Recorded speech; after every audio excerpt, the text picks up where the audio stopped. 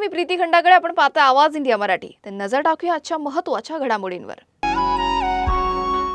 गणेश उत्सवाच्या पार्श्वभूमीवर DJ, loudspeaker आणि ओव्हरहेड वायर्सच्या नियमांवरून आदित्य ठाकरेंनी सरकारवर निशाणा साधलाय. सर्व गणेश मंडळांना समान नियम लागू झाले पाहिजेत अशी मागणी त्यांनी केली आहे. यासोबतच कंत्राटदारांची थकीत देणी, मुंबईतील विकास कामं, साखर आयात आणि शिवाजी पार्कच्या देखभालीच्या मुद्द्यावरूनही आदित्य ठाकरेंनी सरकारला घेरलं. लोकप्रतिनिधींचं ऑडिट झालंच पाहिजे अशी भूमिकाही त्यांनी मांडली आहे. काय म्हटलंय त्यांनी, ऐकूयात. मला वाटतं दरवर्षीप्रमाणे ही बैठक आमची झालेली आहे. अनेक सगळी जी आमची मंडळं आहेत, जी साऊथ मधली असतील, काही ठराविक जी नॉर्थ मधले, हे सगळे आज या बैठकीत उपस्थित होते आणि प्रामुख्याने रस्त्यांचे हाल, परवानग्या, ओव्हरहेड वायर्स ह्याच्यावर चर्चा झाली आणि मला वाटतं ते सुटतील विषय असं दिसतंय निश्चितपणे. आणि ओव्हरहेड वायर्स जर आपण पाहिल्या तर सर्व मुंबईमध्ये हा वाढत चाललेला आहे. जास्तीत जास्त या ओव्हरहेड वायर्स अनधिकृत आहेत, पण हे येऊ कसे शकतात, यायला कशा दिल्या, हा देखील एक मोठा प्रश्न आहेच. कोण ह्याला मदत करतंय? बरं, एल शेप सिग्नल जे लावले, जेव्हा आम्ही लावले होते, जे वरळी सीपेसवर वगैरे ठराविक मार्गांवर लावले होते जिथे कोणाला अडचण होत नाहीये, पण आता तर आपण पाहतो उठसूट सगळीकडे लावण्याचा प्रयत्न होत आहे, कुठेतरी कॉपी करण्याचा प्रयत्न होत आहे आणि त्याच्यातून हा पुढचा विचार कोणी केला नाहीये. विशाखा राऊत यांचं जात प्रमाणपत्र जात पडताळणी समितीने रद्द केल्यानंतर राजकीय वातावरण चांगलंच तापलंय. समितीने दिलेला निर्णय योग्य असल्याचं मत शिवसेना शिंदे गटाचे नेते सदा सरवणकर यांनी व्यक्त केले. विशाखा राऊत यांनी अनेक वर्ष माझ्यासोबत काम केले. त्या ओबीसी प्रवर्गात नसून खुल्या प्रवर्गातील असल्याची मला आधीपासूनच माहिती होती. त्यामुळे न्याय आपल्या बाजूने लागेल असा विश्वास होता, असं सदा सरवणकर यांनी म्हटलंय. दरम्यान याच पार्श्वभूमीवर सदा सरवणकर यांनी मुंबई महापालिका आयुक्त अश्विनी भिडे यांची भेट घेतली. जात प्रमाणपत्र रद्द करण्याच्या निर्णयानंतर पुढील प्रशासकीय प्रक्रियेबाबत या भेटीत चर्चा झाल्याची माहिती समोर आली आहे. की विशाखा राऊतांचं जे जात प्रमाणपत्र आहे बोगस आहे, हे मला माहिती होतं, कारण आम्ही जवळजवळ 20 वर्ष बरोबर काम केलेलं आहोत. एक वेळेला मुंबई महानगरपालिकेची ज्या मतदारसंघातून ती नगरसेविका म्हणून निवडून आली होती, तो ओबीसी झाला होता 1997 साली. त्यावेळेला त्या ओबीसी नसल्यामुळे माझा मतदारसंघ जो ओपन होता त्या मतदारसंघातनं त्या उभ्या राहिल्या आणि मी ओबीसी असल्यामुळे मी विशाखा राऊतांच्या मतदारसंघातनं उभं राहिलो होतो. त्यामुळे जगाला माहिती होतं तिने जे जात प्रमाणपत्र काढलेलं आहे हे बोगस आहे आणि बोगस आहे म्हणजे ते रद्द होणारच याची पूर्ण खात्री आम्हाला होती. ज्या वेळेला ते निवडणुकीला उभी राहिली त्याच वेळेला आम्ही जिंकलो अशा प्रकारचा भास हा आमच्या मनात होता. योगीराज सद्गुरू श्री गंगागिरीजी महाराज यांच्या 179व्या अखंड हरिनाम सप्ताहाला भक्तिमय वातावरणात उत्साहात सुरुवात झाली. यावेळी महंत गुरुवर्य ह.ब.प. रामगिरीजी महाराज यांच्या उपस्थितीत मुख्यमंत्री देवेंद्र फडणवीस, उपमुख्यमंत्री एकनाथ शिंदे आणि जलसंपदा मंत्री राधाकृष्ण विखे पाटील यांच्यासह उपस्थित मान्यवरांनी फुगडी खेळण्याचा आनंद घेतला. यावेळी पारंपरिक फुगडीच्या माध्यमातून भक्ती आणि उत्साहाचा अनोखा संगम पाहायला मिळाला. सप्ताहानिमित्त परिसरात मोठ्या संख्येने भाविक उपस्थित होते.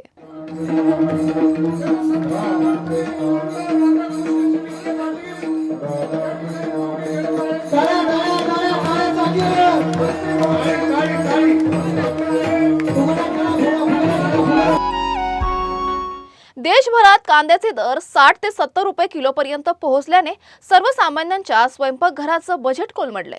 वाढत्या दरांमुळे ग्राहकांना मोठा आर्थिक फटका बसत असतानाच केंद्र सरकारने आता स्वस्त कांदा उपलब्ध करून देण्याचा निर्णय घेतलाय. सरकारकडून ग्राहकांना 35 रुपये किलो दराने कांदा उपलब्ध करून देण्यात येणार आहे.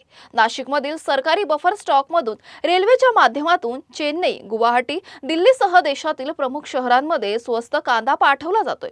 ग्राहकांना NFED, NCCF आणि केंद्रीय भंडाराच्या आउटलेट सोबतच मोबाईल व्हॅन आणि भारत ब्रँडच्या स्टॉल्सवरून 35 रुपये किलो दराने कांदा खरेदी करता येणार आहे. पावसामुळे निर्माण झालेला तुटवडा आणि सणासुदीच्या काळात होणारी साठेबाजी यामुळे कांद्याचे दर आणखीन वाढण्याची शक्यता आहे. त्यामुळे बाजारातील किमती नियंत्रणात ठेवून सर्वसामान्यांना स्वस्त दरात कांदा उपलब्ध करून देण्याचा सरकारचा प्रयत्न आहे. आता 35 रुपये किलोचा हा कांदा ग्राहकांपर्यंत किती वेगाने पोहोचतो आणि त्याचा बाजारभावावर किती परिणाम होतो याकडे सर्वांचं लक्ष लागलं आहे.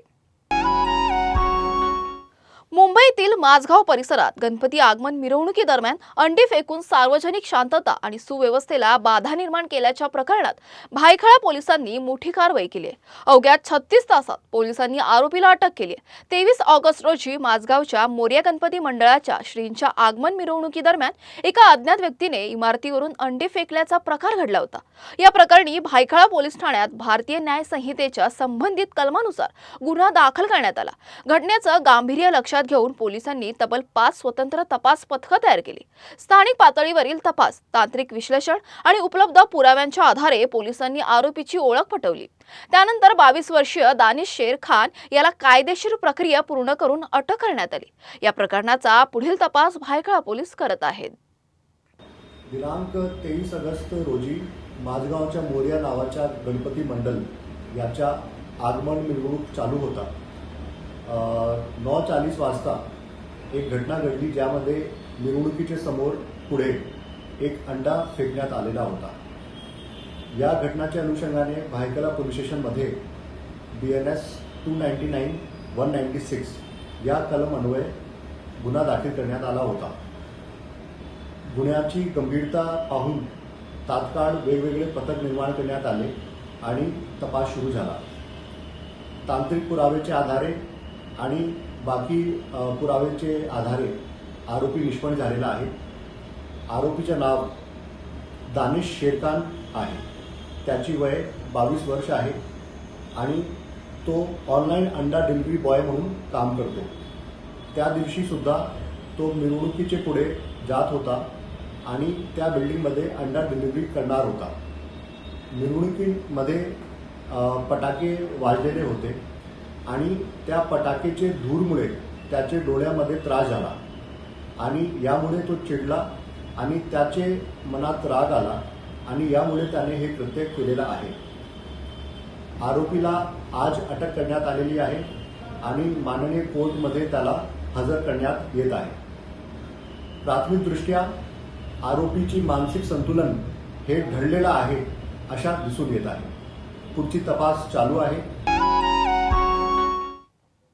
नवी मुंबईत पावसाळ्याच्या पार्श्वभूमीवर डेंग्यू आणि मलेरियाच्या रुग्णांमध्ये वाढ होत असल्याच्या पार्श्वभूमीवर नेरूळ करावे परिसरातील नागरी आरोग्य केंद्रामध्ये फिवर प्रोफाईल रक्त तपासणी सुरू करण्याची मागणी मनसेकडून करण्यात आली आहे. प्रभाग क्रमांक 26 मधील नेरूळ सेक्टर 48 आणि करावे सेक्टर 36 येथील नागरी आरोग्य केंद्रामध्ये ही सुविधा उपलब्ध करून देण्याची मागणी मनसे शहर सचिव सचिन कदम यांनी केली आहे. या संदर्भात त्यांनी वैद्यकीय अधिकारी डॉक्टर राजेश म्हात्रे यांची भेट घेऊन निवेदन सादर केलं. सध्या तापाच्या रुग्णांना प्रामुख्याने मलेरिया तपासणीसाठी सांगितलं जाते. मात्र डेंग्यू आणि इतर आजारांच्या तपासणीसाठी रुग्णांना सुमारे 4 किलोमीटर अंतरावर असलेल्या मीनाताई ठाकरे रुग्णालयात जावं लागत असल्याचा दावा मनसेने केलाय. फिवर प्रोफाईलमध्ये डेंग्यू, मलेरिया, टायफॉइड, लेप्टोस्पायरोसिस आणि CBC यांसारख्या तपासण्या उपलब्ध असल्याने रुग्णांचं निदान लवकर होण्यास मदत होऊ शकते असं मनसेकडून सांगण्यात आलंय.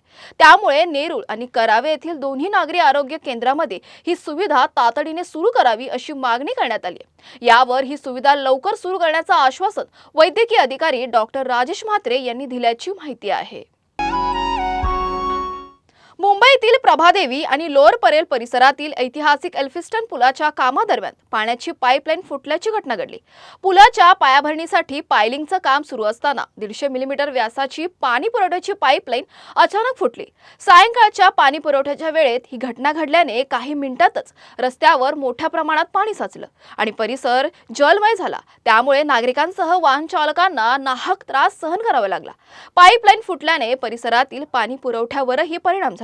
घटनेची माहिती मिळताच मुंबई महापालिकेच्या पथकाने तातडीने घटनास्थळी धाव घेत दुरुस्तीचं काम हाती घेतलं. एल्फिस्टन पुलाच्या कामादरम्यान पाईपलाईन फुटल्याने झालेल्या या प्रकारामुळे बांधकामादरम्यान पालिकेच्या जलवाहिन्यांची काळजी घेण्याचा मुद्दाही पुन्हा ऐरणीवर आला आहे. मुंबईतील विद्याविहार पूर्व परिसरात रस्ता रुंदीकरणाच्या कामादरम्यान गंभीर अपघात झाल्याचा आरोप करण्यात आलाय. रस्त्यालगत असलेलं व्यावसायिक बांधकाम जेसीबीच्या सहाय्याने पाडण्याचं काम सुरू असताना अचानक लोखंडी बीम खाली पडला। यावेळी रस्त्यावरून जाणारे सोमय्या महाविद्यालयातील प्रथम वर्षाचे विद्यार्थी देवेन जैन यांच्या डोक्यावर हा लोखंडी बीम पडल्याने ते गंभीर जखमी झाल्याची माहिती आहे। या कामाच्या ठिकाणी सुरक्षा बॅरिकेड्स किंवा धोक्याची सूचना देणारे फलक लावण्यात आले नव्हतं असा आरोप करण्यात आलाय। त्यामुळे महापालिका कर्मचाऱ्यांकडून सुरक्षेच्या उपाययोजनांकडे दुर्लक्ष झाल्याचा सवाल उपस्थित केला जातोय। या घटनेनंतर जखमी विद्यार्थ्याला तातडीने योग्य वैद्यकीय उपचार देण्यात यावेत, तसेच निष्काळजीपणाला जबाबदार अधिकारी आणि कंत्राटदारावर कडक प्रशासकीय व कायदेशीर कारवाई करावी अशी मागणी करण्यात आली आहे। नवी मुंबईतील खारघर, कोपरखैरणे आणि रबाळे परिसरात सोनसाखळी चोरी करणाऱ्या 2 सराईत आरोपींना गुन्हे शाखेने अटक केली आहे। गुन्हे शाखेच्या कक्ष 1 वाशी पथकाने सीसीटीव्ही फुटेज, आरोपींचं वर्णन आणि मोटरसायकलच्या आधारे तपास करत ही कारवाई केली आहे। नौशाद मुस्ताक आलम उर्फ सागर आणि प्रशांत राजू मगर उर्फ प्रशांत भगवान वाघमारे अशी अटक करण्यात आलेल्या आरोपींची नावे आहेत। पोलिसांच्या चौकशीत दोघांनी खारघर, कोपरखैरणे आणि रबाळे परिसरात आणखी 5 जबरी चोरीचे गुन्हे केल्याची कबुली दिल्याची माहिती आहे। आरोपींकडून सुमारे 7,39,627 रुपये किमतीच्या 6 सोन्याच्या चेन तसेच सुमारे 35,000 रुपये किमतीची मोटरसायकल जप्त करण्यात आली आहे। या कारवाईमुळे एकूण 6 गुन्हे उघडकीस आले असून दोन्ही आरोपींना न्यायालयीन कोठडी सुनावण्यात आली आहे। पुढील तपास गुन्हे शाखा कक्ष 1 वाशी पथकाकडून सुरू आहे। बातमीपत्रात वेळ झाली आहे, इथेच थांबण्याची। अशाच महत्त्वाच्या बातम्या बघण्यासाठी पाहत राहा आवाज इंडिया मराठी, शोध सत्याचा।